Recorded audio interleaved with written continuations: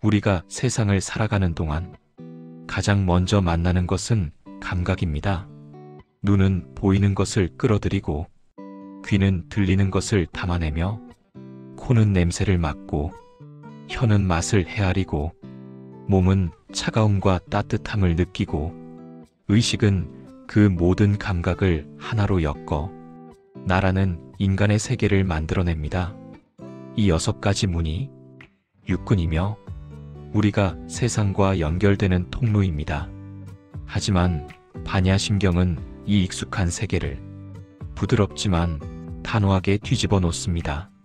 무한이비설신에 눈도 귀도 코도 혀도 몸도 의식도 없다고 말하고, 무색성향미촉법, 색도 소리도 냄새도 맛도 감촉도 의식의 대상도 없다고 말합니다. 이 구절은 절대 감각기관 자체가 없다는 말이 아닙니다. 감각이 만들어내는 세계를 실체라고 착각하는 마음을 놓으라는 가르침입니다. 감각은 있지만 감각이 보여주는 세계를 있는 그대로라고 믿지 말라는 말입니다. 우리가 본다고 믿는 것, 듣는다고 믿는 것, 느낀다고 믿는 것의 대부분은 사실은 마음이 덧칠한 그림이라는 통찰입니다. 저는 이 구절을 이해하기 위해 오랫동안 일상 속에서 여러 경험을 관찰했습니다. 특히 감각이 어떻게 현실을 왜곡하는지 그 과정을 수없이 체험하며 깊이 느꼈습니다. 예전에 이런 일이 있었습니다. 저녁 무렵 집 근처 골목길을 걷다가 흐릿하게 흔들리는 그림자를 보고 누군가 숨어 있는 줄 알고 깜짝 놀랐습니다. 심장이 두근거리고 가슴이 단단하게 조여왔습니다. 하지만 가까이 가보니 그것은 그저 바람에 흔들리는 간판 그림자였습니다.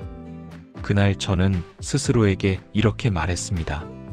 내가 본 것은 그림자가 아니라 내 마음속 불안이었구나. 내가 현실이라고 믿은 것은 사실 내 마음이 만들어낸 이야기였구나. 감각이 보여준 것은 단지 한 조각일 뿐이었고 나머지는 모두 내가 더한 해석이었습니다. 또 이런 경험도 있습니다. 밤늦게 혼자 집에 있을 때 냉장고 돌아가는 소리가 평소보다 크게 들리자 이상하게도 누군가 침입한 것처럼 느껴졌습니다. 그 소리는 늘 있던 소리였지만 제가 그날 유난히 불안했던 탓에 그 느낌이 현실처럼 느껴졌습니다.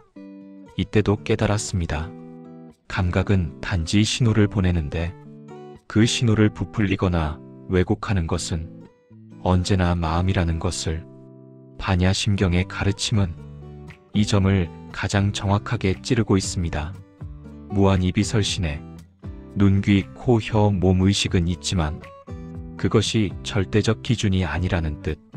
무색성향미촉법, 보이고 들리고 맡아지고 맛보고 느껴지며 의식으로 파악되는 그 모든 대상 역시 변하고 흔들리는 인연의 흐름일 뿐 고정된 실체가 아니라는 뜻. 이 두 구절은 감각과 대상의 세계가 붙잡을 것이 못 된다는 가르침을 담고 있습니다. 이와 비슷한 경험은 누구에게나 있습니다. 멀리서 들린 웃음소리가 괜히 나를 비웃는 것처럼 느껴지는 날, 상대의 표정 하나가 나를 싫어하는 것처럼 보이는 날, 몸이 조금만 피곤해도 세상이 다 나를 공격하는 것처럼 느껴지는 순간들. 그 순간 우리는 감각을 믿지만 사실 그 감각은 마음과 섞여 완전히 다른 모습으로 변해 있습니다. 감각은 단지 신호일 뿐이며 그 위에 의미를 덧칠하는 것은 마음입니다. 눈이 보는 것은 색깔과 형태일 뿐 아름답다 거슬린다고 판단하는 것은 마음입니다. 귀가 듣는 것은 단지 진동일 뿐 위협인지 기쁨인지 의미를 부여하는 것은 마음입니다. 혀가 느끼는 맛도 기억과 경험이 개입하면서 좋아하는 맛 싫어하는 맛으로 나뉩니다. 몸이 느끼는 감촉이 편안한지 불편한지 그 감정적 평가는 늘 마음이 결정합니다. 의식은 이 모든 감각을 한데 모아 하나의 이야기로 엮어버리고 우리는 그 이야기를 현실이라고 착각합니다. 저는 어느 날 전철 안에서 이 사실을 크게 느꼈습니다. 어떤 사람이 큰 한숨을 내쉬었고 저는 왠지 모르게 그 한숨이 저에게 향한 것처럼 느꼈습니다. 내가 뭔가 잘못했나? 저 사람 나한테 화난 건가? 그렇게 괜한 불안이 올라왔습니다. 하지만 그 사람은 저를 보지도 않았고 저와 아무런 관계도 없었습니다. 그저 힘든 하루를 견디고 있었을 뿐입니다. 그 순간 저는 알았습니다. 감각은 사실 그대로를 전달했지만 그 위에 의미를 얹은 것은 나였다는 것을. 분별은 마음이 만들어낸 환영이었습니다. 현대 사회는 이런 착각을 더 빈번하게 만듭니다.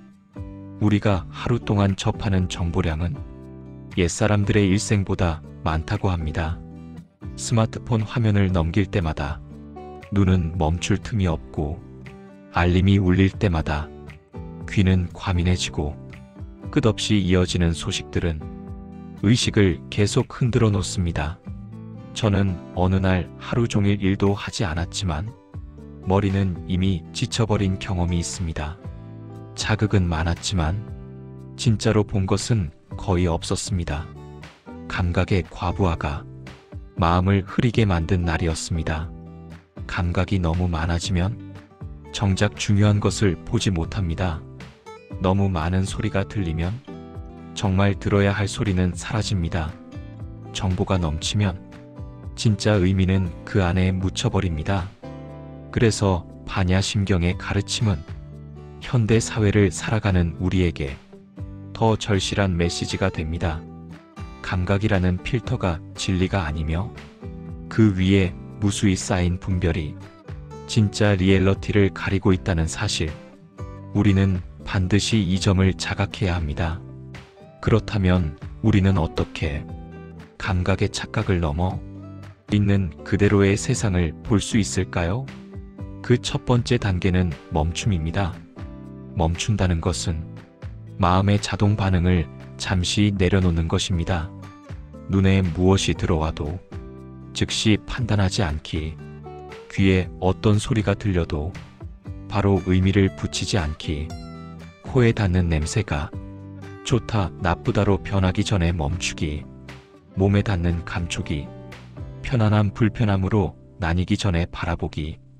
이렇게 멈추면 감각은 있는 그대로 모습을 드러냅니다. 저는 어느 날 버스 정류장에서 잠시 멈추는 연습을 했습니다.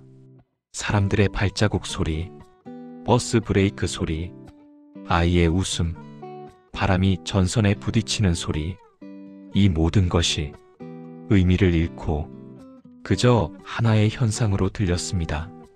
그 순간 세상이 한층 부드러워지고 마음속의 소음이 가라앉는 느낌이 들었습니다. 잠시의 멈춤이 마음을 얼마나 가볍게 만드는지 그때 처음 알았습니다. 멈춤 다음 단계는 관찰입니다. 관찰은 억지로 집중하는 것이 아니라 간섭하지 않고 바라보는 것입니다. 저는 아침마다 커피를 마시며 이 관찰을 연습합니다. 컵을 잡았을 때 손끝에 닿는 온도, 입술에 닿는 찬기운, 혀에서 퍼지는 쓴맛의 흐름, 목을 타고 내려가는 온도, 그리고 그 감각들이 천천히 사라지는 과정, 그 모든 것을 그저 바라봅니다. 그 흐름을 따라가다 보면 감각이 실체가 아니라 잠시 스쳐가는 파도라는 사실이 분명하게 느껴집니다. 반야심경의 구절이 갑자기 생생하게 다가옵니다. 무색성 향미 촉법, 보이고 들리고 맡아지고 맛보고 느껴지고 의식으로 인식되는 그 대상들조차 고정된 실체가 아니라 인연 따라 생겼다가 사라지는 존재라는 가르침. 우리가 집착해온 많은 감정과 생각마저 잠시 일어났다가 사라지는 파동이라는 통찰. 그 진실이 조금씩 체험으로 다가옵니다.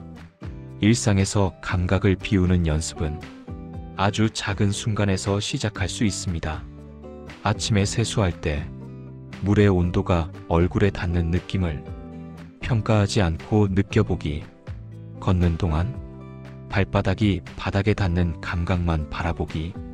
대화할 때 상대의 말과 내 마음의 반응을 동시에 바라보기. 식사할 때 첫 숟가락이 주는 감각만 느껴보기. 이 작은 연습들이 쌓이면 감각은 고요해지고 마음은 점점 가벼워집니다. 그리고 마침내 있는 그대로의 현실이 우리 앞에 다가옵니다. 저는 어느 날 정말 화가 나야 할 상황에서 이상하게도 마음이 흔들리지 않는 경험을 했습니다. 그 순간 저는 깨달았습니다. 내가 감각에 의미를 붙이지 않는다면 상황은 단지 상황일 뿐이라는 것을. 상대의 말투도 상대의 표정도 그저 지나가는 현상일 뿐이고, 그 현상은 나를 공격하거나 나를 평가하거나 나를 규정하지 않는다는 것을. 그때 저는 반야심경의 가르침이 단순한 문장이 아니라 실제 삶을 바꾸는 힘이라는 것을 온몸으로 느꼈습니다. 지금 이 순간 잠시 호흡을 느껴보십시오. 숨이 들어오고 숨이 나가는 그 단순한 흐름을 그저 바라보십시오. 감각은 계속 움직이지만 마음은 고요해질 수 있습니다. 그 고요함 속에서 세계는 있는 그대로의 모습을 드러냅니다. 그리고 우리는 조금 더 자유로워집니다. 오늘 영상이 마음에 닿았다면 이 명상의 여정을 함께 이어갈 수 있도록 구독과 좋아요 눌러주시면 저에게 큰 힘이 됩니다.